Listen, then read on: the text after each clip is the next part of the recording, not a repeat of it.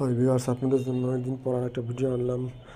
আমাদের Hamza Chowdhury Leicester city গত রাত্রে 2-1 গোলে জিতেছে ওয়েস্ট ব্রমের সাথে। এর আগে ম্যাচে তারা হেরে গিয়েছিল, যার জন্য সঠিকভাবে এগোতে পারেনি পয়েন্ট টেবিলে।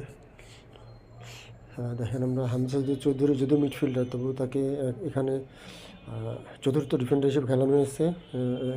তিনি একটা হলুদ কার্ডও পেয়েছেন।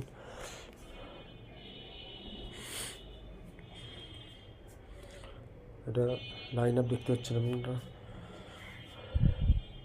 এই দুই গোলে জেতার ফলে পয়েন্ট টেবিলে তাদের অবস্থান কোথায় আমরা দেখব এখন। পয়েন্ট টেবিল তারা কোন অবস্থানে আছে।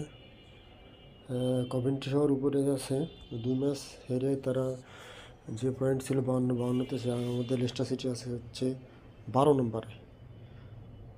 26 ম্যাচে 10টা জিতেছে, 7টা আর ড্র করেছে, আর হচ্ছে 9টা হেরেছে। Total 37 point. গোলও 37টা করছে। গোল ব্যবধান দেখতে পাচ্ছি 38টা গোল খেয়েছে, একটা মাইনাস আছে আর কি, 1 গোল মাইনাস আছে।